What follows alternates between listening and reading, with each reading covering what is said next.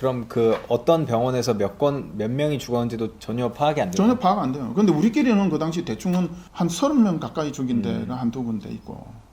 근데 5명에서 10명은 꽤 많고, 서너 명 죽인 데는요, 막 엄청나게 많고. 한두 명 죽인 데는 이게 웃을 일이 아닌데, 그냥 노상 죽이니까. 노상 죽이고 그냥 뭐 보험 처리. 그래서 보험 처리된 거 있지 않습니까? 이것도 조사해보면 조금은 나올 거예요. 한국의 성형외과 수술 책임보험 처리를 해주는 회사가 한 두 군데 있어요. 예. 근데 심지어는요, 이제는 하도 죽이다 보니까 보험료가 오를 수가 있잖아요. 그래서 그냥 죽이고 그냥 보험 처리도 안 하는 경우도 꽤 있었죠. 왜 그러냐면 1,000억 벌어가지고 한 4, 5억 물어주는 거는 그건 일도 아니니까. 병원장 금고에 항상 10억이 있다고 그러잖아요. 현금이. 그 10억은 무슨 용이냐? 사망 처리했다? 보호자 딱 부른다?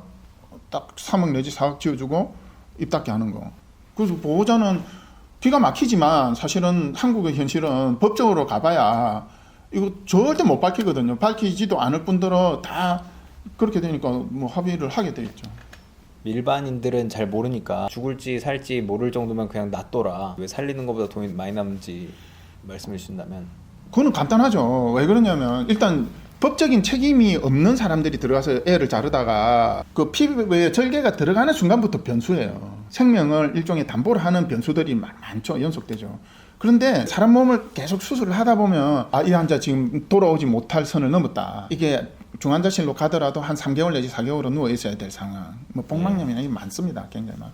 혹은 신경을 양쪽 다 잘라 먹었다. 예. 그래서 아예 아랫입술이나 위에 막 완전히 감각 전체가 완전 마비됐을 것 같다. 예.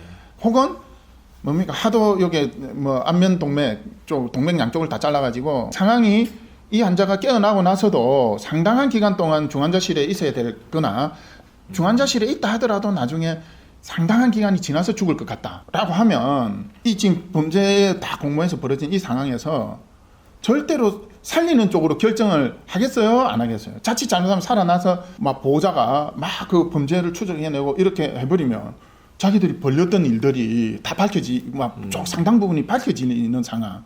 그러면은 이게 돈이 20억 들지 30억 들지는 모르는 상황이 되죠. 보험으로 나중에 또 처리를 해봐야 살아나 버리면 보험금은 1억밖에 안 나오는데 이걸 간단하게 지금 한 10초만 조금 기다리면 죽어버리면 보험금도 많이 나오고 환자 보호자들도 빨리 입을 닫을 수 있고 그 일석이조인데 일석삼조 4조 5조지요. 판단하기에 이 사람들이 살릴 이유가 없죠. 당연히 애초에 돈 때문에 이러는데 돈 1,000만 원이라도 더 남는다면은 죽이는 쪽으로 결정을 하지. 근데 1,000만 원이 아니고 수십억이 더 남을 수 있는 상황이 되는데 예. 살린다? 그런 짓 하는 사람이 그냥 살리겠어요? 당연히 죽이지 그걸. 벤데타님 영상을 보면은 수술실 안에서 굉장히 참혹한 묘사가 많은데 수술실 내에서는 어떤 일이 벌어지고 있나요? 사람의 몸을 칼로 자르는 게 다 수술이에요. 뉴저지 대부분의 폴락 판사라는 분이 정확하게 얘기를 하고 있고 한국의 형법전에도 나와 있잖아요. 네. 수술은 사람의 몸을 절단 적출하는 거다는 거예요. 사각턱 수술이나 안면 윤곽 수술한다. 다 그게 입안으로 점막으로 다 칼로 다 째야 돼요. 한쪽 땅 6cm 다 째고 뭐 정육점에 쓰는 도구처럼 생긴 거 있지 않습니까? 박리기라고 그러죠. 그런 거 다 넣어서 다 해가지고 전기톱으로 다 자르고. 이 뒤에 있는 이런 저기 다 그 수술 도구들이에요. 이 범죄 행위가 이렇게 꽃을 피고 돈벌이가 되는 이 상황은요, 범죄 수술에 여러 사람들이 공모하듯이 사회적으로 굉장히 다수의 공공기관들이 이 범죄 행위가 꽃을 피게끔 일종의 방조하거나 방치해준 공공기관도 있고 적극적으로 뒤에 공모해주는 그런 공공기관도 있고 완전 엽기적인 상황에서 지금 벌어진다라고 보시면 되겠죠. 그럼 공공기관의 적극적인 개입이라고 하셨는데 어떤 형태로 일어나고 있는지. 공모라고 하는 거에는 소극적인 공모가 있고 예. 그거는 뭐냐면 망을 봐준다든지 예. 예를 들어서 그쪽으로 사람을 좀 유인해준다든지 이런 예. 거는 소극적인 공모에 되고 거기서 발생한 범죄의 뒤를 봐주는 사람들이 있을 거 아니에요. 예. 당연히 그 범죄자를 처단해 줘야 될 사람들이 이 범죄자들의 어떤 그 정관 변호사 형태로 해서 범죄자들을 풀어놔주는 예. 이거는 적극적 공모로 봐야 되겠죠. 예를 들어서 보건복지부는 수술대를 상업화의 장소로 싹 풀어놔주는 역할을 했고 예. 한국의 사법부라고 하는 검찰청하고 법원은 예. 여기서 벌어진 범죄를 처단을 안 해주는 처단을 안 하고 피해자들하고 오히려 예. 입을 닫게 하는 어떤 그런 역할을 하게 되고 그것도 예. 자료들은 있습니다. 그건 다 공개가 될 것이고 그러고 뭡니까 일반 사람들은 그 이제 삐끼의 일을 하게 되죠. 국회라는데도 뭐 국회도 그렇고 이거 방치하고 있고 그러니까 지금 이게 6년 동안 처리가 안 되고 이 실상이 처리가 안 되고 있잖아요. 처리가 안 되고 있어요 지금. 정형외과에서 뭐 몇 번 있었던 의료기 영업사원이 수술을 했던 사건은 굉장히 심각하게 받아들였는데 이런 유령 성형 의사의 수술은 좀 더 덜 심각하게 받아들이는 이유가 뭐라고 생각하세요? 그러니까 그 한국 사람들이 외형이 있지 않습니까? 그 네. 옷을 뭐 입고 있느냐에 따라서 그 사람의 도덕적인 어떤 네. 그런 거를 판사복을 입고 있으면 아 저분은 굉장히 수준 높은 그 네. 도덕성을 갖고 계실 것이다라고 네. 그냥 단정을 지어버린다는 거죠. 네. 정형외과 의사들이 오다리라고 하죠. 수술실에서 잡일하는 사람한테 수술 맡기고 나가는 경우하고 유령 수술하고 어느 게 더 위험하냐? 사실은 뭐 어느 게 더 위험하다고 말을 못할 정도예요, 사실은. 그런데 오히려 유령 수술이 이게 조직적으로 벌어지는 유령 수술이 훨씬 위험할 수 있고 그 오다리는 오히려 그 맡은 일 딱 그 부분에 대한 그 질병에 대한 그 부분은 처리를 하는 거를 오히려 집도의사한테 제대로 듣고 그 부분만 하는 사람이죠. 근데 이 성형 수술을 예를 들어서 다른 생명부지의 사람이 하면은 이 도대체 어디를 잘라야 되는지 전혀 모르는 상태에서 막 들어가서 자르죠. 이게 정확하게 법률 관계에 의해서 수술이 진행되지 않으면 범죄 행위라는 거죠. 범죄 행위에 의해서 이게 연결이 되는데 왜 유령 수술이나 이게 훨씬 더 지금 사안이 심각하냐면 이건 아예 범죄 의식도 없이 모든 사람들이 그냥 조직적으로 가담을 하게 되고 오히려 그나마 정형외과 그거는 하지 말라. 의료법 위반이다. 그건 의료법도 위반이지 않습니까? 의료법 위반이다. 하지 말라. 이러면은 사람들이 가담을 잘 안 한다는 거죠.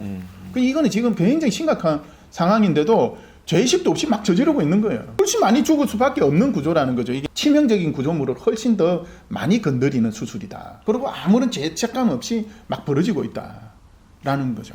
유령 공장을 이렇게 살인 공장 유령 수술을 하지 않으면은 일반적인 성형외과 의사는 하루에 몇 건의 수술을 할 수 있나요? 한국 사람들 중에 제일 많이 하는 수술 중에 쌍꺼풀하고 코 수술이 있는데 쌍꺼풀 수술 정도를 정식으로 쭉 해서 그 사람의 눈매도 만들고 그렇게 한다. 쌍꺼풀 수술 하루에 한 3건 하면 좀 지칩니다. 많이 지칩니다. 코 수술 같은 경우는 한 2건 정도를 정식으로 하면 상당히 지칩니다. 더 이상은 수술 스케줄을 안 잡는 게 좋아요. 연예인 끼고 광고하는 순간 이미 그냥 하루에 100건을 잡아버리죠. 자기 이름으로. 다 유령 수술이죠. 100건을 그 수술대로 유인하는 데만 해도 시간이 그렇게 걸려요. 우리나라에 성형 뭐 부작용도 많고 그런 부작용을 호소하는 카페도 있고 그렇잖아요. 그런 성형 부작용도 사실은 이런 유령 의사들 때문에 일어나는 일이라고 보세요? 상당히 많죠. 왜 그렇느냐 하면 네. 한번 보세요. 수술을 명의가 하건 뭐 어떤 외과 의사 수술을 하면은요 부작용은요 여러 가지가 있을 수 있는데 치명적인 부작용, 사망 이런 거 말고도 어떤 자기가 원하지 않는 어떤 수술 결과가 나온 것도 부작용 한 종류거든요. 자 한번 보세요. 그게 그 사람들이요 사실은요 그 카페나 이런 데 갈 일이 아니에요. 카페에 막 그렇게 글 남길 필요가 없어요. 수술한 의사한테 찾아가면 돼요. 그 내가 원하지 않는 결과다. 그래서 서로 얘기를 해서 그 부분에 대한 책임을 예를 들어서 그럼 자기보다 더 실력이 좋은 의사한테 가서 내가 수술비를 부담을 하더라도 그렇게 해서 해결을 해야지. 이게 그런 카페로 홀로 온다는 것 자체가 아예 배째라는 식으로 다 들어눕게 되는 거죠. 한국에서는 법원이 네가 잘못한 거다. 환자 네가 잘못한 거다. 네 선택에 대한 네 책임이다. 그런 거잖아요. 그렇게 유령 수술이나 뭐 무단 수술에 대한 거는 전혀 법적인 판단을 안 하고 카페나 블로그 같은 거 만들어서 얘기하시는 분들은 그나마 살만하니까 나온 거예요. 진짜 우울증 걸려가지고 막 자살 직전에 간 사람들은 그건 나오지 않겠죠.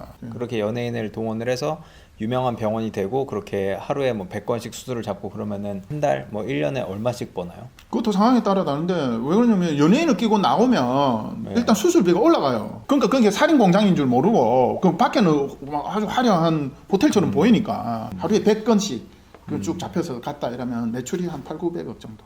미국에서는 유령 의사가 집도했다가 이게 범죄라고 확실히 판결이 났다고 저는 알고 있는데 맞나요? 유령 수술은요 지구상에서 어느 나라에서도 안 저지릅니다. 손락 받지 않은 사람 몸에 칼이나 전기톱을 갖다 대서 잘라도 된다? 지구상에 그런 나라 없거든요. 예. 없고 전혀 이거는 판례로도 있을 수가 없는 사건이에요. 왜 그러냐면 해서는 안 되는 짓이니까. 그런데 미국에서 한 건 어떻게 해서 해가지고 당연히 처벌이 됐죠. 처벌이 되고 그 사람은 별 부작용이 없었죠. 굉장히 놀랬던 거죠. 자기 그 진료기록부, 그거는 진료기록부 조작이 안 되니까. 수술한 의사 이름이 자기하고 전혀 모르는 사람이 수술한 의사 이름으로 돼서 왜 이런 일이 벌어졌냐 하면서 아니 부작용이 있고 없고 떠나서 내 몸에 저 사람이 왜 칼을 대고 가위로 잘랐냐 라는 걸 해가지고 이거는 배터리 크라임이다. 배터리가 뭐냐면 폭행, 상해, 살인, 미수, 살인죄죠. 그걸 외국에서는 하나의 범죄, 그게 어느 정도 심하기에 따라서 나누어놨죠. 그래서 배터리다 이거는. 그리고 너는 민사상의 손해배상 책임도 그냥 해주는 게 아니고 네. 징벌적인 손해배상까지 다 해야 된다라고 네. 돼 있고, 한국에서도요. 이게 2015년도에 이 사건을 제가 민사 형사가 같이 진행이 됐는데 민사법원에서는 정확하게 판결을 했죠. 무단 신체 침습행위, 즉 무단 신체 절단행위, 훼손행위다. 라고 판결문에 나와 있어요. 그 검찰청이나 이런 데서 그냥 아니다, 정상이다, 그러면서 빼줘버린 사건이 되었습니다. 재판에서는 비판을 하는 게 자신이 유명해지기 위해서다라고 반대 측에서는 그런 식으로 주장도 했어요. 근데 어떻게 생각하시나요? 그런 주장을 듣고. 기가 막히는 일이죠. 6년 동안 잠도 제대로 못 잤어요. 애들이 네. 계속 죽어나가는데 눈앞에 보이는 것 같고, 충분히 나는 유명한 사람이었고, 나는 이미 외과 의사로서 나는 이미 어느 정도 경지에 내가 다다르고 내가 봐야 될 환자들 충분히 진료하면서 그냥 편안하게 살던 사람이에요. 이거 가지고 내가 더 유명해진 것도 하나도 없고, 그런 짓을 저지르는 사람들이 뭐라고 하겠어요. 그 사람들 눈에는 걔 눈에는 똥만 보이지 않겠어요.